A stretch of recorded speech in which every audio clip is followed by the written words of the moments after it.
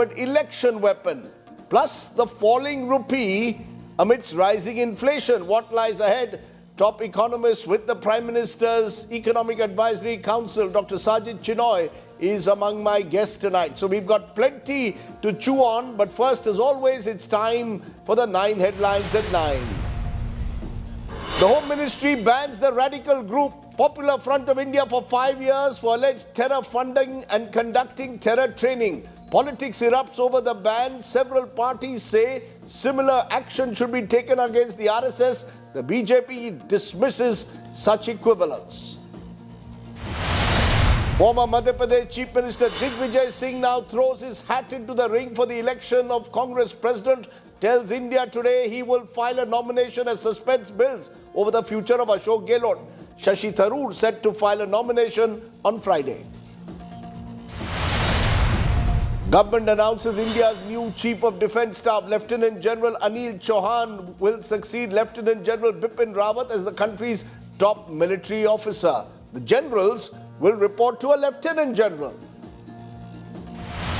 2 big arrests in 2 days in the Delhi liquor gate scandal after AAP Communication Chief Vijay Nair, now Sisodia's key aide Sameer Mahendru arrested. Kejriwal alleges vendetta.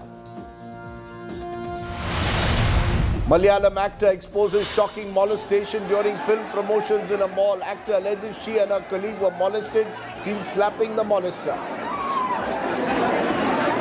Centre extends the free ration scheme for the next 3 months. 80 crore poor Indians to benefit. 10,000 crore SOP for transformation of railways also announced.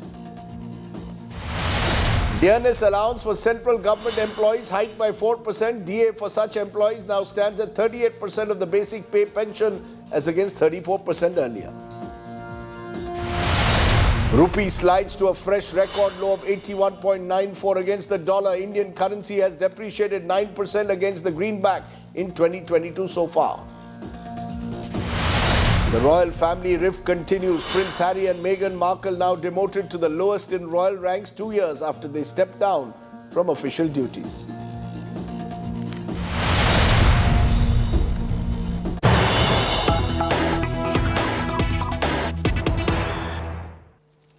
But right at the very top, breaking news coming in on those twists and turns in the Kaun Banega Congress President political drama. Now former Madhya Pradesh Chief Minister Digvijaya Singh has thrown his hat into the ring, flown into Delhi from the Bharat Jodo Yatra in Kerala. Ahead of taking that trip, Digvijaya Singh told India Today, I am ready to contest the Congress election. This, as we are told, that Rajasthan Chief Minister Ashok Gehlot will finally meet Sonia Gandhi tomorrow. And the Congress sources telling us a solution is likely within the next 24 hours. What does all this mean? Maushmi Singh, who's tracking every twist and turn, joins us. Maushmi, Digvijay Singh on his way from Kerala, leading to telling us that he's ready to fight the elections. Ashok Gehlot set to meet Sonia Gandhi. What happens next?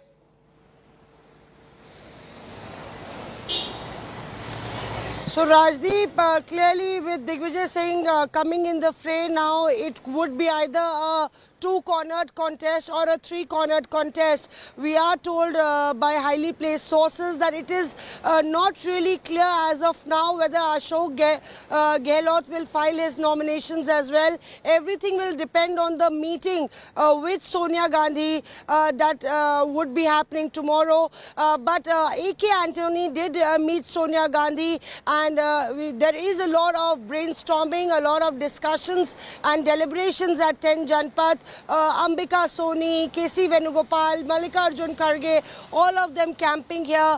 So Sonia Gandhi is huddled in consultations because one has to decide if Ashok Gehlot really is in the contest, then what happens to the leadership issue in Rajasthan, and that needs to be sorted as well. So perhaps the picture could be clearer tomorrow, but we'll see Digvijay Singh coming to take his nomination papers at AICC headquarters, and right behind me, Ashok Gehlot coming in after that rebellion in Rajasthan. So clearly what you are saying is that it is still not a done deal. As of now, Digvijay Singh set to collect his nomination papers. even as Ashok Gehlot is set to meet Sonia Gandhi. So we still don't know what will happen to Mr. Gehlot. Am I correct? It's just shortcut. Okay, we'll come to Maushmi for more details later. But interestingly, Digvijaya Singh's entry is a surprise move, because last week when India Today, when I spoke to the Congress MP, he had played down reports of him contesting the elections. Take a look at what Digvijaya Singh said exactly a week ago. At a time when the Congress, most would have thought, would put all its energies into the Bharat Jodo Yatra, guess what? The buzz is Kaun Banega Congress President, and even your name is being now mentioned as a potential Congress President nominee. Are you going to contest in the first instance? First of all, it doesn't have any impact on the Bharat Jodo Yatra. Bharat Jodo Yatra is carrying on, and with huge response each day. Yesterday in Kochi, it was more than 60-70,000 people who were walking and who attended the public meeting. So it doesn't have any impact as such. As the election of the President AICC is concerned, the notification has been issued and the forms are to be filed between 24th to 30th of September. So that's it. No, but are you in the race? Because there was talk that you've flown into Delhi, you will be meeting Sonia Gandhi, that you've said, why can't I also be in the race? Why only Gehlot or Tharoor? No. No. It was more of a spin than the facts. I had no appointment with Congress President Sonia Gandhi ji, and I have not sought any appointment with her because there is no issue which I want to discuss with her at the moment. Classic example of a week being a long time in politics. Last week he told me it was a spin to suggest that he was contesting president elections. Today he tells us that he will file his nomination for Congress president election. We'll wait and see what happens in those twists and turns. But here is one thing that is certain. Free ration for all is here to stay, it seems, because the central government today once again extended the Pradhan Mantri Garib Kalyan Anna Yojana for another 3 months. The scheme, which gives free food to almost 80 crore Indians, is being extended at a time when the country's wheat stocks have plummeted. It also comes at a time when the Gujarat and Himachal elections are just a few months away. The government is calling it as a festive boost between October and December, but it also coincides with elections. So is this a genuine welfareist scheme, or is this an election revdi or an election freebie? Take a look. The Narendra Modi government launched the Pradhan Mantri Garib Kalyan Anna Yojana in 2020. The scheme that provides free ration to 80 crore Indians was aimed to help the poor during the COVID pandemic and forced lockdowns. The Union Cabinet on Wednesday extended the scheme for a further period of 3 months from October to December 2022. अब से अगले 3 महीने त्योहार के भरे होंगे। देश भर में नवरात्रि, दुर्गा पूजा, दशहरे से लेकर दिवाली हो, छठ पूजा हो, गुरपुरब हो, क्रिसमस तक 3 महीने लगातार त्योहार ही रहते हैं।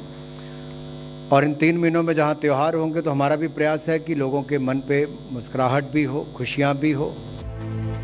The decision to extend the scheme comes at a time when the Food Corporation of India's central pool wheat stocks have dropped from 564.8 lakh metric tons in September 2021 to 248.22 lakh metric tons in 2022. In May, India had restricted export of wheat to enhance domestic availability. The fallen wheat stocks had prompted many experts to wonder if free food grain for 80 crore citizens will be viable anymore. Well, I would say we are still not out of the woods. We need to continue with the tightening of monetary policy, also fiscal policy, and calibrate the trade policy in a manner that can balance the interest of bringing down inflation, but also keeping the growth in the economy high. The extension also means the free food scheme will be in force during the Gujarat and Himachal Pradesh assembly elections. Interestingly, it comes just months after Prime Minister Narendra Modi warned against election revdies, sparking widespread opposition condemnation. अगर राजनीति में ही स्वार्थ होगा तो कोई भी आकर petrol diesel भी मुफ्त देने की घोषणा कर सकता है। अपने राजनीतिक स्वार्थ के लिए ऐसी घोषणाएं करने वाले कभी नई टेक्नोलॉजी पर निवेश नहीं करेंगे। While the food scheme is a welfare measure, it also seems to be a big vote catcher. From Kerala to Bengal to Uttar Pradesh, many surveys indicate efficient ration distribution had helped incumbent governments retain power. It is a scheme no political party objects to and every party wants credit for. దేశ ప్రధాని ప్రజల కోసం చేసే ఈ కార్యక్రమం. Recently, Finance Minister Nirmala Sitharaman hauled up a district collector in Telangana for not putting Prime Minister's photo at the ration shop. Does free ration count to be an election reverie? Or is it a necessary welfare measure with electoral benefits? Either way, the citizen is the winner. Bureau Report, India Today. So let's raise the big questions. Is this really, as I said, a welfare scheme? Or is it an election reverie? Is the free ration scheme the ultimate election weapon for the Modi government? Should free ration now be made permanent rather than these extensions just for 3 months at a time? Shehzad Poonawalla, the BJP's evergreen spokesperson, is with us. Supriya Srinath of the Congress is with us. And Reena Gupta of the AAP, the party which has been raising this issue in Gujarat, is also with us. I want to come to you, Shehzad Poonawalla, first. The Prime Minister says that reverie culture must stop. He attacks, without naming the AAP, on subsidies that are given, electricity, public transport subsidies, and yet the government consistently has decided, now we are out of COVID, but seems to have decided that the scheme they brought in April 2020, providing almost 80 crore, they claim, free ration, will continue just for 3 months in time for Gujarat and Himachal. Is this also an election reverie, yes or no? First of all, you can see the elections coming up, but you're not seeing the fact that it's been on for 25 months where there were no, elections are held every 6 months. So we should have one election in 5 years. Single election should be held, but that's not the point. Let's understand the difference between a reverie and a welfare scheme. A reverie is short term. A reverie is unessential. For instance, if I promise a cooker, irrespective of the class of the person, to every voter who votes for me, as opposed to food grains and rations being given free of cost for food security of the most vulnerable sections. That is a welfare scheme, and that won't be opposed by any party. I don't know if the Congress is opposing this. Secondly, let me tell you, one aims at tushtikaran. For instance, the Aam Aadmi Party says, "Main bijli aur pani ka bill maaf karunga," but 88% of the people or 80% of the people in unauthorized colonies don't have piped water connections at all. One aims at truptikaran. For instance, 9 crore water tap connections have been given in the last 8 years, or if you see, 12 crore toilets have been built. One aims at only announcement. For instance, the Aam Aadmi Party announces that we will give free bus rides to all women. But are there DTC buses in Delhi? No. It was 11,000 they were supposed to procure. Today it's down to less than 4,000 buses. The other aims at not tushtikaran but at announcement and delivery of that announcement. And therefore those targeted deliveries take place where you have zero corruption.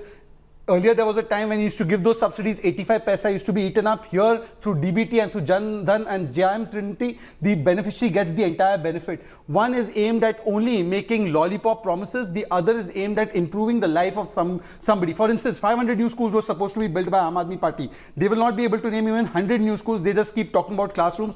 On the other hand, what we have done the last 8 years, I'll tell you, 35% schools had hand wash facilities. Today, 90% schools have hand wash facilities, which means when students go to school, they have access to water, clean water, sanitation, and therefore they do not get sick there. They can use more facilities there and they can stay longer at school. So this is the difference between a reverie and a welfare culture. The reverie puts a burden on the exchequer. For instance, Delhi's revenue surplus has come down by 88%. On the other hand, when you have proper fiscal management, you have an economy that grows vibrantly at 13.5%, and the benefit reaches the end beneficiary. Okay, let me first get from each of you where you stand on free ration for all. Supriya Srinath, do you believe this is a lollipop? Do you believe it's a sop, a reverie? Or do you believe in a country where India ranks low on the hunger index, it's absolutely essential to have a food security scheme in place?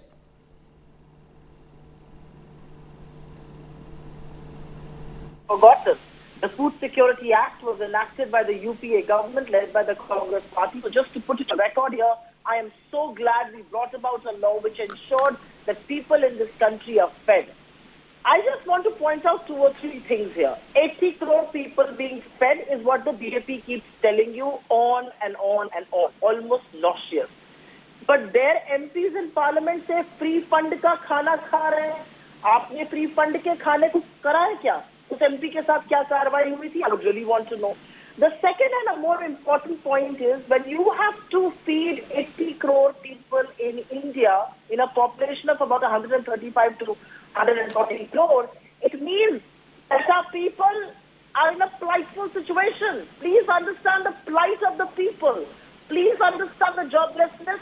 Please understand the hunger. It is not without a reason that we have consistently gone, lower and lower in the hunger index. The government may want to look away, but that is what high prices and hunger and poverty are doing to this country. And a very important point I want to make here. I want to make a very important point here. You talk about revenues, you talk about, freebies, all of that.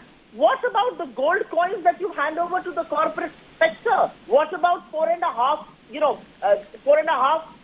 lakh crore rupees let gone off because corporate tax was cut? And last but not the least, to talk about these things, you only have elections in mind. Because today the wheat stock in this country is at a 5-year low. Rice cultivation is down 13%, which means there is a real crisis for food grains. What are you going to do about that? That is the big question. Okay. Please do not question our people on revenues and freebies because you're doing all it takes to benefit the richy rich. Please understand the poor in this country have been brought to this stage thanks to your flawed and wrong priorities. I'll come to that specific point that you raised about India's status in the global hunger index, but I want to ask you, Reena Gupta, where does the AAP stand on free ration? Would you be supporting the government's decision to give 3 more months of free ration to a number? We won't go to the exact number, 80 crores is what the government suggests, but either way, a substantial number of people below the poverty line. So Rajdeep, first of all, I have strong objection to this term which has been coined by the Honorable Prime Minister, Revadi. These are not Revadis. Prime Minister Modi or the Bharatiya Janata Party is not giving anybody out of their largesse or out of their pocket. This is tax revenue which has been collected by the government, which needs to go back to the people in the form of basic services that the people of this country need. So on one hand, you have the Modi model where corporate taxes of 11 lakh crores have been waived off. And then you have the Aam Aadmi Party model where we are saying that with this tax money, the people of this country, the people of, should have access to free and good quality education, free and good quality health care. And in a place like Delhi, which is hot 9 months in the year, you also need access to 200 units of electricity, which is a basic human right. Now, the problem is when the Prime Minister, the Bharatiya Janata Party and the Prime Minister should get its language right. When the Aam Aadmi Party promises these things, they say ye revdi hai. Recently Mr. Amit Shah went to Gujarat and said ki sapna dikhane wali party aa gayi hai. So clearly they are rattled with the politics of Aam Aadmi Party, where we have shown that we actually can deliver on our promises, and that is the reason why. But you support the free ration scheme. You support in principle the free ration scheme, am I correct? But we support, but this should be a right. It should not be as if they are doing anybody a favor or an ehsan कि हमने आपको free का ration खिलाया. कोई अपनी जेब से नहीं खिला रहा है किसी को फ्री का राशन. ये जनता का टैक्स का पैसा है जिसको आप यूज करके जनता को बेसिक चीजें मुहैया करा रहे हैं. So I have problem with this attitude that everything that they give, they're doing an ehsan to the people of this country. Each one of us, whether it's rich or poor, pays taxes. Somebody who buys a bag of salt also pays taxes. And at one point, you are waiving off taxes of the corporate houses. And when Aam Aadmi Party government gives basic services to the people, they ridicule it and say freebie hai. Okay, let me, Mr. Poonawalla, you will be struck from both sides. Both these parties are raising questions. There are questions over India's status in the global hunger index. 101 out of 116. I know that the government dismisses that figure, but that's the figure that's been put. 101 out of 116 global hunger index. The point that is being made both by Supriya and Reena Gupta is that this is a government which will also give corporate tax waivers. Those are not revenues, those are not benefits. Vedanta has been given a deal along with Foxconn for Gujarat, which again involves a large number of subsidies given to one corporate. That is not revenue. I want to know from you very clear, how do you square up the fact that you're giving all these benefits, free ration? I think everyone believes that the hungry and the poor in India must get free ration, but we are still ranked 101. So there is an acceptance in a way that we haven't been able to solve the problem of food security. Now there are three people I'm answering questions of, so please give me I asked the question to them. But your questions no are longer snide than remarks, sir. Let's move on. But anyways, snide remarks. On that index where India is 101 apparently, where is Sri Lanka? Above India? You buy a country which can't have any resources today, and it depends on us, on other countries for food. You buy that ranking. The other ranking, why don't you take with the IMF report which says that extreme poverty was kept under 1% because of this free ration scheme? So you want to selectively take a report, that's okay, you can do that. Now, secondly, let me come to a larger point. Please, Reena ji, I am answering three questions, please. Have the patience. Get this fact check. There's no report. Rajdeep, we can have a civilized debate. 1 minute. Reena ji says that I will give 1,000 rupee allowance to every woman in Punjab. Very good. You're not giving it in Delhi, but you want to give it in Punjab. This is at a time when Punjab has a debt of 3 lakh crore, which you knew it had the debt of 3 lakh crore. Discoms are in a terrible position. Now they can't even pay the salaries of the employees of Punjab government. In PGI hospital, they have stopped the free treatment meant for the poorest of the poor under the Ayushman scheme, not the Ayushman Bharat scheme, but the Ayushman scheme, where they could not provide that. What is the priority? To give somebody who can afford or has a higher class 1,000 rupees per person or per woman, or to give the poorest of the poor health facilities? What is the priority? Secondly, they say I'll give free water. Free water to theek hai. Delhi mein 20% people in the unauthorized colonies have piped connections, so they have to rely on tankers. Where is the free water? And those who get free water also, it is so dirty, it can't be, it's not potable water. So instead of giving 24 hours supply of clean water, you promise them free water and you give them nothing. You promise 500 schools, you build some classrooms, and in that you do corruption. Now let me come to Supriya Shinde ji, because I respect her on her economic knowledge. Supriya Shinde ji, you gave 49 lakh crores as social spending and as capex spending in 10 years. Out of that, 13.9 lakh crores was subsidy spending. We in 8 years have done 90 lakh crores, out of which 24.5 lakh crores is a subsidy on food, fuel and fertilizer. Please tell me who's caring more for the social welfare of the people. Secondly, between 2010 to 2014, 4-year period, they constructed how many houses for the poor? 25 lakh. We constructed 1.25 crore houses. Is that revenue or is that welfare of the people? Should people not have houses? Why didn't you construct it? You say that there were so many people poor. We have to. This is actually a reflection on your empty promises of garibi hatao. Garibi kisi ki nahi hatai. अब हट रही है क्योंकि we are giving them free Ujjwala Yojana scheme, we are giving them free gas connections, we are giving them free toilets, we are giving them free houses. This is why today the poor are being sheltered. But there is also an exception. Amidst the crisis. Before I get them to respond, you also concede amidst all this, amidst what you've said, 80 crore, your own government's figure of 130 odd crore Indians therefore deserve free ration at the moment. That suggests 2 in every 3 Indians at the moment needs free ration to, in a way, get food security. You accept that? When the Congress brought in the food security scheme under Dr. Manmohan Singh, the BJP had raised questions over it. Today, that scheme, in a way, is what you're taking to the people of this country. Is there an acceptance of that or not? Rajdeep, today inflation is at an all-time high across the globe because of 2 crises. One which has led to supply crisis of food grains because of the Ukraine-Russia war, and one that has led to another crisis in the COVID. Because of that, there's a crisis in supply as well. These 2 crises were existing during the 2004 to 2014 tenure, and at that time, let me tell you what was the kind of inflation we faced. In India, we faced 2-digit inflation. We faced double-digit inflation, 10% inflation, 9% inflation was the average inflation. So what was the Aam Aadmi getting at that time? Today, to shelter the most vulnerable sections and ensure that food security is there at a time when you are facing global crisis, 2 global crises, what is wrong in it? Okay. Are they opposing it? And secondly, if I give a loan to a person through Mudra, they have a problem with it. 18 lakh crore rupee loans were given in 60 years, and then in the next 4 years, 36 lakh crore loans were given, taking the NPA to the highest levels. Today, the NPA, gross NPA level is the lowest, 5.9%. This is the lowest in the last 6-7 years. Ms. Supriya Shrinet has a problem. At that time, you were giving phone alone loans. Today, the loans are given to poor people through Mudra scheme. The major beneficiaries are people from the SC, ST, OBC community. Okay. They have a problem with that, and they say that is Revdi. Okay. Supriya Shrinet, respond. I would really want the BJP spokesperson, my friend, to have a glass of water, because in the quest of rattling off numbers, you have to also understand the numbers. I am very glad that he spoke about the social sector schemes. Let me now lay bare the facts. Rattling off numbers is never going to take you through. You know, the centrally sponsored social sector schemes have been cut to half, आधी हो गई हैं.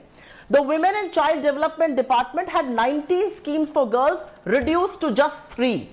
You want to know what they are spending on social sector schemes? 3.2% of the total budget was being spent earlier. It has consistently gone down to 2.5% of the budget now. You are cutting the expenditure on social sector as you are cutting the expenditure on agriculture number. Don't give me absolute numbers. Give me numbers as a percentage of the budget. Social sector schemes down, agriculture expenditure down, 67,000 crore worth of money you did not even spend on agriculture. You returned it to the exchequer, and that's not me. The Standing Committee on Agriculture has said so. A very important point was made, and I want to talk about that point. कि बड़े-बड़े देशों में inflation की समस्या है. Why are we talking about high prices in India? Simple lack of understanding again. In countries like the US or the UK that have 20, 30, 40 times our per capita income, the impact of inflation is much less. You know what is the gross national income per capita in dollars in UK? 45,000 and above. In India, it is 6,500. It is more than 8 times.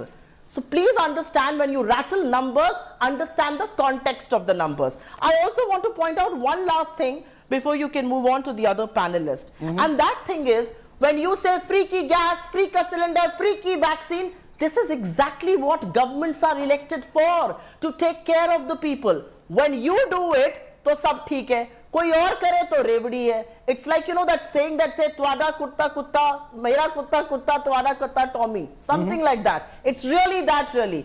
Revdi for you is actually stuff that we should be doing for the common people of this country, for the poor of this country.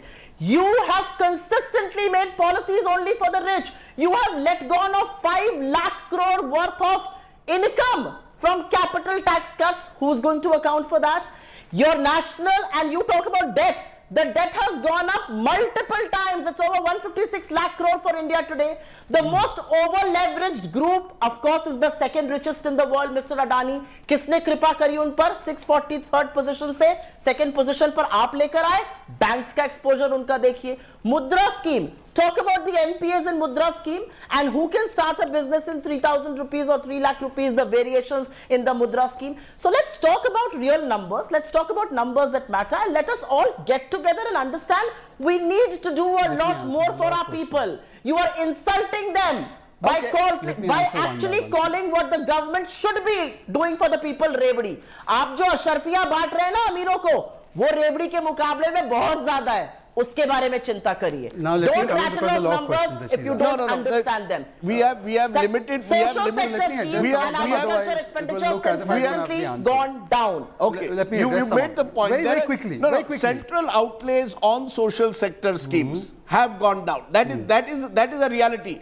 I think one has to accept, Shehzad Poonawalla, that we all of us cherry pick figures. Supriya Shrinet may cherry pick a few figures, you cherry pick a few figures. The reality is, and let me throw one figure at you. I've stated figures from their budget. Rice production estimated to fall by 6%. Wheat output has also dropped. At a time like this, what you need to do, people need, I think nobody disputes people need food grains desperately.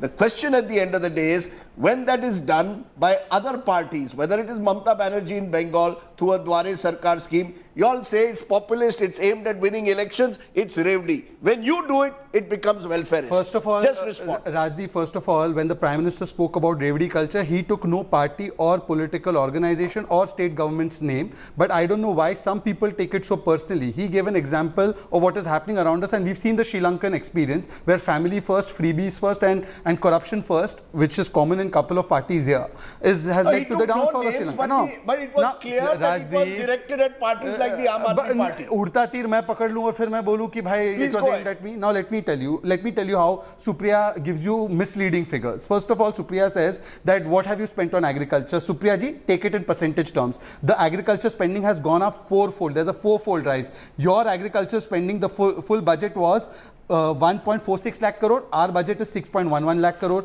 You gave us 60,000 crore loan waiver once, and that was your Revdi. And how much it was implemented? The CAG came up with that. Please, ma'am, please. We have given 12 crore Kisan, 1.8 lakh crore of Kisan Samman Nidhi. We have given them 1.2 lakh crore of Fasal Bima Yojana payouts. Now, please, Rajdeep, this is my time. Rajdeep, this is my time. Rajdeep, this is my time.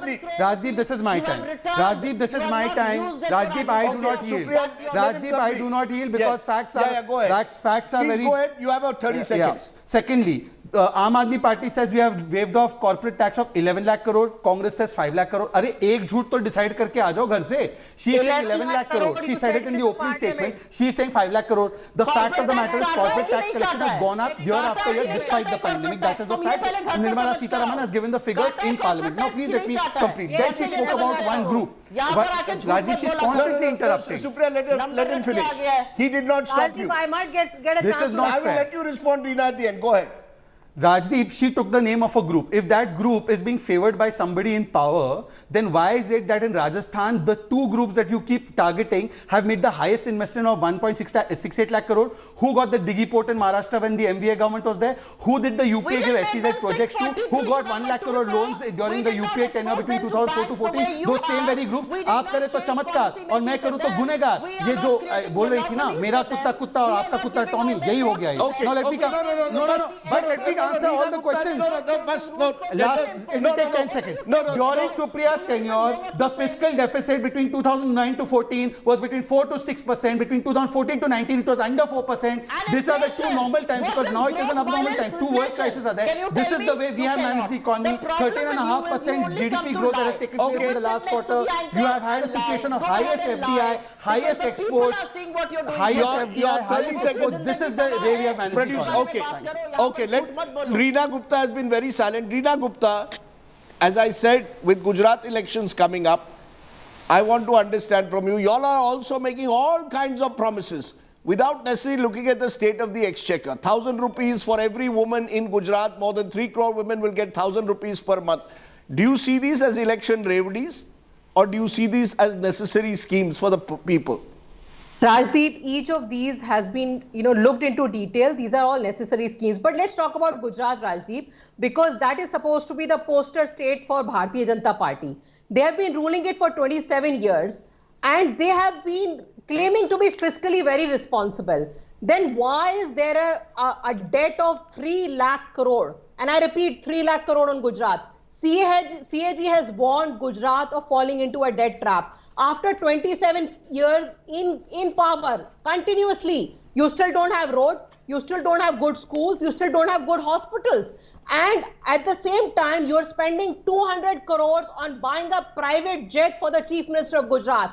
This is the Bharatiya Janata Party model, that when you spend 200 crores for buying a jet for the Chief Minister of Gujarat, that is not considered a privy. And you're not spending money for ensuring that the people of Gujarat have access to good quality health, good quality education. Rajdeep, they advertise for a post of a village sahayak of 230 rupees a month. 1 lakh people applied for that position. Every second day, the papers get leaked in Gujarat. The youth of Gujarat are so angry. In Punjab, you have not been able to pay for the first time government salaries. In Punjab, for the first time in PGI hospital, you stopped treatment to the poor. Yes, please answer when Arvind Kejriwal made those tall promises. He said, I know how to manage the economy. And then you came with a bowl to the center saying that please fund all our freebies that we need to give as we promised them in the election. My producer is saying we are out of time. We could carry on. And we could carry on with the blame game. I think we need a clearer definition of what constitutes a revdi. and what constitutes genuine welfare. I think there is an agreement that food, grain is essential, but the question therefore is it cannot be different strokes for different folks. And I think we need to recognize that this is a responsibility of the government to the people of this country, to the poor of the country. Thank you all very much for joining us. Let's stay with the economy, because while we can talk about revenues and we can look at that issue, there is another issue of concern. The rupee today hit another all-time low. This at a time when inflation remains a concern. The Reserve Bank of India met today as part of its 3-day meeting on the monetary policy and is facing a twin challenge of the falling rupee and possible rising inflation once again. What will happen? Remember, in that meeting, at a time when the Reserve Bank has been tasked to ensure that retail inflation remains at 4%. Will interest rates be hiked? And how does the RBI deal with the falling rupee that closed today at 81.94 against the US dollar, but doing better than other currencies?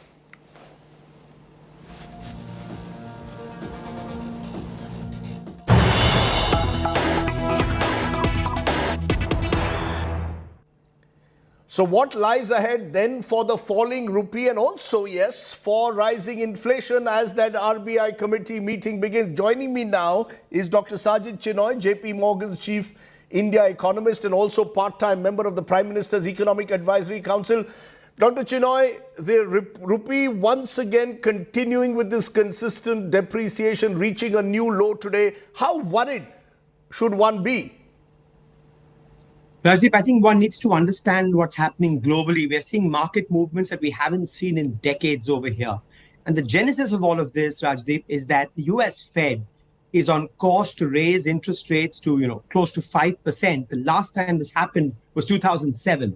An entire generation has grown up with, zero interest rates and low for long. This is brand new phenomena. Now, what higher US interest rates do is suck away capital from all economies towards the US. And therefore, many, many currencies are in a tailspin. Just to put this in perspective, the euro is currently today at the lowest level since 2001. The British pound is at the lowest level in more than 5 decades. The Chinese yuan today was at the lowest level since 2007. So this is a phenomena that's affected all currencies, both advanced economies and emerging markets. India is no exception. We will be at the receiving end of the shock. And I think prudent macro management would suggest that we don't resist this beyond a point. A calibrated, gradual currency depreciation actually is a good safety valve. It's a seatbelt against the shock and will ensure that at the end of this process, India's exports are not uncompetitive. So this is a necessary, response to unprecedented global market movements in the last 2 decades. But having said that, as you rightly said, the rupee seems to be doing relatively better vis-a-vis the dollar compared to other global currencies. But how far can we go in protecting the rupee? Is there a point at which we should be worried in allowing the rupee to find its own level in the times that we are? So Rajdeep, one thing is that the future is very uncertain because all of this will hinge critically on what happens to the US Fed. If the Fed were to remain hawkish and keep raising interest rates, till the first quarter or second quarter of next year, we need to be realistic that the pressure is going to sustain. If, we get lucky and US inflation begins to turn down, the US labor market begins to soften, and you see the Fed becoming a tad dovish, this could reverse in a jiffy. But we can't be relying on hope and luck. Now, if this process is going to last for months and quarters, one has to be realistic about what the options are. There are 3 options here that India has when faced with strong capital outflows. One is to take some of the pressure on this war chest of foreign currency reserves that we've built up in the last 2 years. And that has been the preferred option of the RBI over the last 6 months.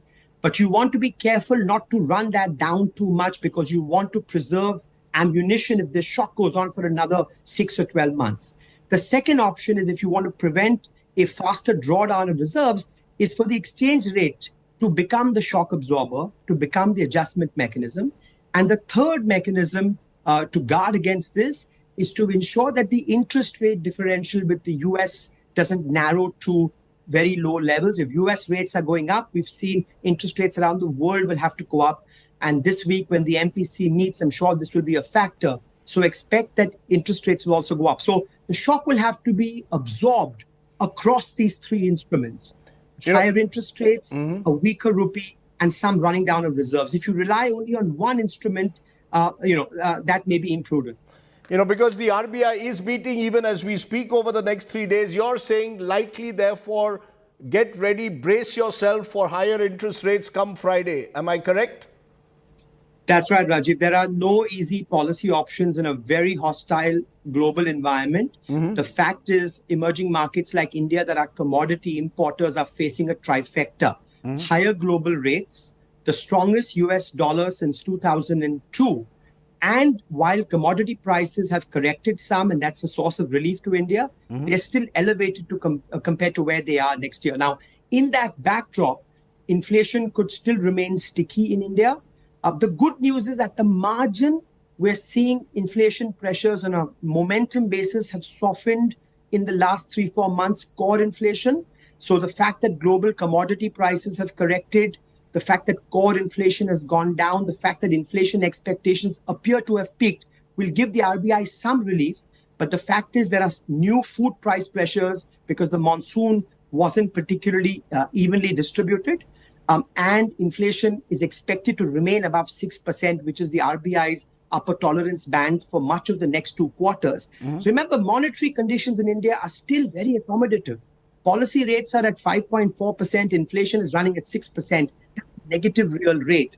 And in such a hostile global environment, we can't be running negative real rates. So I think we should brace for the fact that very accommodative monetary policy, which was necessary in the pandemic, now has to normalize as the global cycle has turned. But you said that inflation is softening at the margins, but it still remains presumably a big concern. And if, because of inflation, interest rates go up again, growth gets affected. It almost seems, therefore, that while there is an element of macroeconomic stability, there are major concerns that still remain, at least in the near term. Oh, there's no question about that, Rajdeep. I mean, most economies around the world will have to choose between growth and macro stability in the near term. There really is no trade-off, because if you want to protect medium-term trade-off, because if you want to protect medium-term growth, you have to protect and preserve macroeconomic stability in the near term. Now, what does that mean? It means that our external imbalances, our current account deficit will have to be brought down. The fiscal consolidation process that has started will have to continue. Monetary normalization will have to continue. Now, this is going to extract some toll on growth going forward, and we need to be realistic about that. The good news is the last 2 quarters, as COVID has receded, we're finally seeing a more durable and sustained opening of the non-tradable sector. The services economy is recovering, and that's a good tailwind to have. But realistically, going forward, there'll have to be some growth sacrifice now in a global storm to avoid a larger growth sacrifice later. And I think that's something that all countries will have to brace for and be realistic about. So one of those X factors also is the fact, you mentioned the Fed, but the reserves have dropped by almost US dollars 80 billion since the escalation of the Russia-Ukraine tensions. The Reserve Bank constantly intervening in the forex market to cushion this fall in rupee value. Is that also the X factor, that the longer the war continues, that will again remain a concern, because India can't avoid, in a way, not suffering if global economies remain in recession? That's right. We live in the same world. We're going to be affected by the same dynamics. Now, the good news is, compared to a decade ago, for example, India still has a war chest of FX reserve that was, I think, prudently built up in the last 2 years. Most economists would look at reserves as being a function of number of months of imports. Back in 2013, it was 6 months of imports. We're still at 9 months of imports. But yes, a significant amount of reserves have been used, which is exactly why we cannot be relying only on reserve drawdown. We have to understand that to protect these reserves for a longer time, the rupee has to be the adjustment mechanism. Also remember, if the rupee did not adjust and other currencies weakened, then in relative terms, India becomes stronger which is not good for the economy. That is going to hurt exports going forward. That is going to make imports cheaper and hurt import competitors. And that's going to hurt growth and hurt jobs. So I have been arguing for the last 6 months that a calibrated, gradual, weaker rupee is actually good for India's growth and job prospects. And it lets off some steam in the external sector. Let me just add one more thing. Last year, we grew at more than 8.5%. 3 percentage points of that came from strong export growth. Now, because the global economy is slowing so much, we won't get those export tailwinds, which is why ensuring that our currency remains competitive is an imperative. So therefore, in net, if I were to ask you to give us a near term, let's forget about the long term at the moment because we don't know what will happen in the long term. But in the near term, next 3 to 6 months, will we be in a better place in your view? Or do you believe that there are still serious headwinds that we have to confront? I think if one is realistic, given how US inflation is panning out, the next 3 months could pose a lot of or create a lot of headwinds for all emerging markets around the world. If the Fed continues to raise interest rates and we have these outsized rate hikes from all advanced economies, the Fed, the ECB, the Bank of England, we can't escape the impact of that. I think the message has to be, for now, hunker down. Hunker down, focus on macro stability, get through the storm, and then we can revisit growth prospects on the other side of that. Dr. Sajid Chinoy, for bringing so much of clarity to a subject that I know our viewers would be interested in without knowing really the complexity of it. You've really simplified it for many of our viewers. I appreciate you joining me there. Thank you so much. Pleasure, Rajdeep. Let's take a break at this point. When we return, we are turning to our Get Real India story. Lakhs of cattle are suffering due to the lumpy skin disease from Rajasthan to Gujarat. On the other side, we'll tell you more whatever happened to Gauraksha.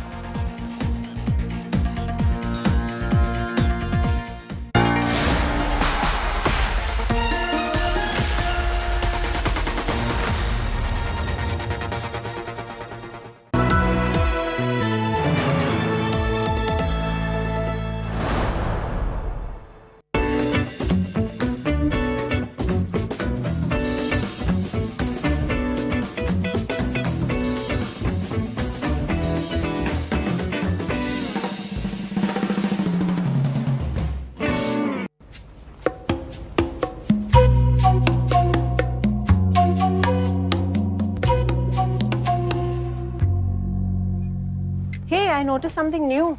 You started using a new body lotion. Fun.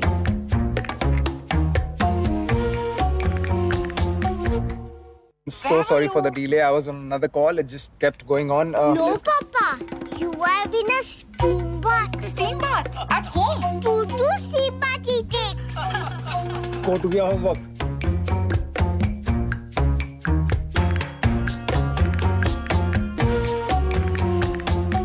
It's 7:20 already. The kickoff's in 5 minutes. Get all the boys. We have the entire place to ourselves, man.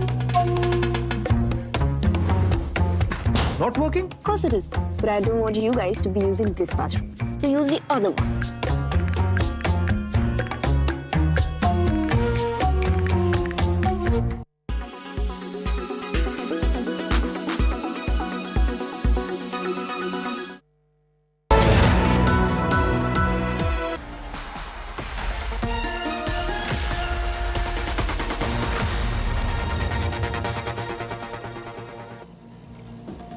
Welcome back. Now, last night on the news today, our big debate was, should the Popular Front of India or the PFI be banned? It's an issue that we've taken up over several weeks now amidst the crackdown on the organization by the National Investigation Agency. Well, today, the Ministry of Home Affairs decided to ban the radical Islamist outfit, but it's led to a political controversy. Take a look at just why banning the PFI has sparked off a political war. As the clamor for a ban on the radical organization PFI grows, there's been a huge Part 2 crackdown pan-India. Many of those raids and detentions are still currently on as we bring you this live broadcast. Amid Operation Octopus and midnight raids, India Today was the first to tell you of what was in store. the centre's axe for radical Islamist Popular Front of India. India Today was bang on when centre banned the PFI for 5 years under the stringent Unlawful Activities Law. 8 of PFI-linked groups too face the ban. They include the Campus Front, Imam Council, Rehab India Foundation. जिसके खिलाफ सबूत मिलते जाएंगे उसी के खिलाफ कार्रवाई करेंगे. हम किसी ऐसे संगठन या ऐसे व्यक्ति के खिलाफ पूर्वाग्रह से ग्रस्त होकर के कोई कार्रवाई नहीं करते. The centre cited PFI radicalization plots, its links to global terror groups like ISIS and Al-Qaeda, acts of terror and crimes including fanning hijab stir, CAA unrest and profit fire, illegal overseas fund flow and illicit foreign links, chopping hands of a Kerala professor, murder of RSS-linked individuals, and plotting suicide bomb attacks to justify the sweeping ban. State governments will take further action as deemed fit as per the Act, Unlawful Activity Act. We will take action as deemed fit after the notifications are issued. Dozens of PFI cadre are in custody for radicalization plots, violent protests and links to terror groups.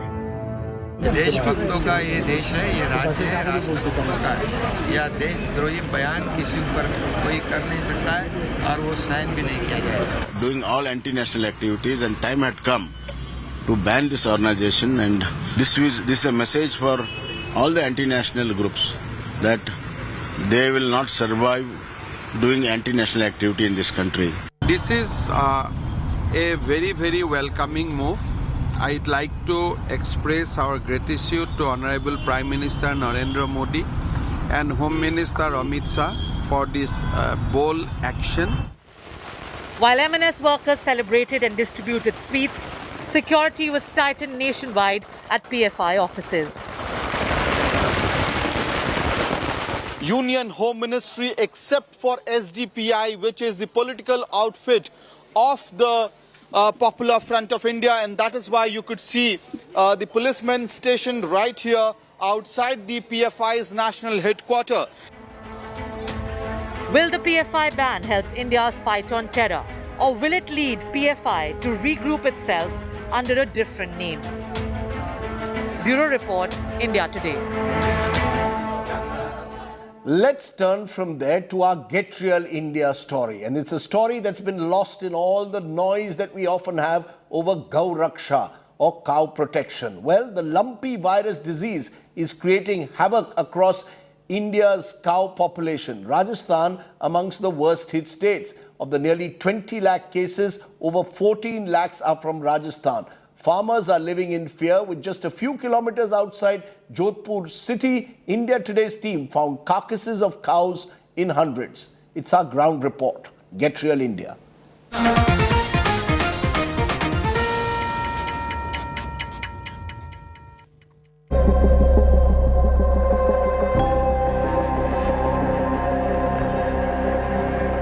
Lumpy skin disease, a virus infection seen among cattle, has spread like wildfire across northern India. The virus has infected over 20 lakh cattle and killed nearly 1 lakh in 15 states. Rajasthan is the worst hit, accounting for more than 65,000 deaths.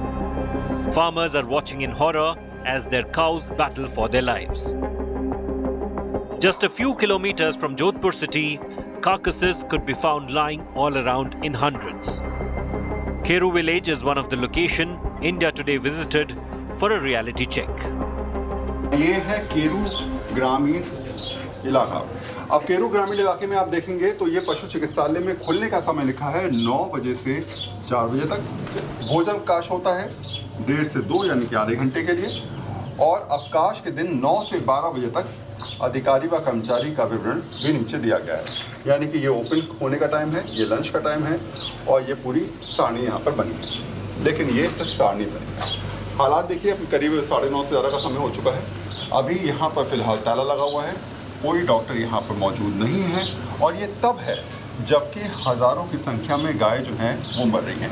इसमें लिखा है 9 बजे. अब तो time ज़्यादा हो गया है, तो कितने बजे खुलता है? नहीं सर, वो डॉक्टर साहब आपके हिसाब से आते हैं जब जरूरत हो उस समय. कितनी गाय मरी अब तक? अभी तक गाय 200-300 मर गई होगी sir. Our next stop is Punya Kapyao, another village, another veterinary hospital locked. Lakshman Singh has 2 cows. One he has already lost to lumpy skin disease. The second could meet a similar fate. Phone करते हैं तो phone उठाता नहीं है। कल मैंने phone किया था, बोला आ रहा हूँ आधे घंटे में, और अब सुबह से फोन लगा रहा हूँ, फोन भी नहीं उठा रहा है। इससे पहले गाय के लिए फोन किया था 7-8 दिन, तब भी नहीं आया। अब आया ही नहीं। His hopes are pinned on this herbal mixture which he applies on the cow's wounds. देसी ये दवाई करी है हमने, कोई हल्दी वल्दी ऐसा कुछ डाल के ये दे रहे हैं, क्या करें, कीड़े पड़ गए इसमें। The administration says the worst is over. स्थिति काफ़ी कंट्रोल में है, और जहाँ तक हमने जोधपुर की बात है या रेंज की बात है, डेथ रेट काफ़ी नीचे आ गई है और न्यू केसेज बहुत कम हो गए हैं। की स्थिति, तस्वीरें ये समझा रही हैं कि जो परिस्थितियां सरकार द्वारा बताई जा रही हैं, जो हालात सरकार द्वारा दिखाए जा रहे हैं, जो संख्या सरकार द्वारा समझाई जा रही है, शायद हालात बिल्कुल विपरीत हैं। Experts say vaccination is key to arresting the spread of lumpy skin disease. Similar vaccine drive is underway in other states as well. With Varun Sinha, Bureau Report, India Today. A story that you often don't see on the news, the real concerns there in Get Real India. Let's turn to our images of the day, and there are 2 of them today. Our first image comes from Assam, where Indian Army jawans were singing during their interaction with Defence Minister Rajdeep Singh. Listen in.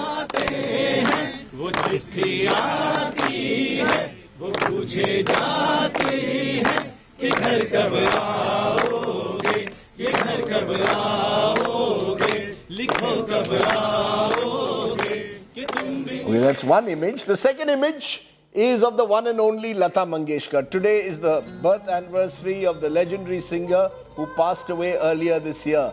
Lata Didi, who passed away on the 6th of February, left you with her immortal voice forever.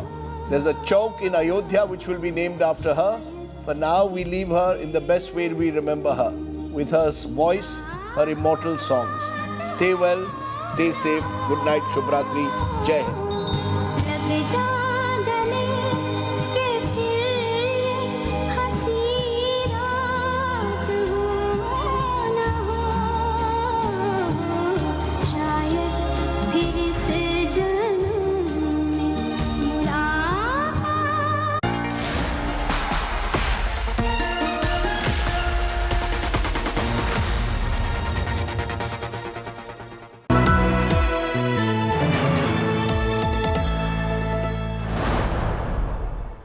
It's 7:20 already. The kickoff's in 5 minutes. Get all the boys. We have the entire place to ourselves, man. Not working? Of course it is. But I don't want you guys to be using this bathroom. So use the other one.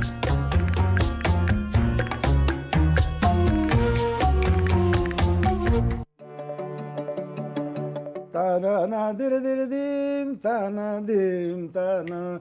Tadare dani tana na dir dir dim tana dim tana takita takita takita takita digina da tirida dim tana tanum tadare dani tadani dim tana tanum tanum tananum tadere na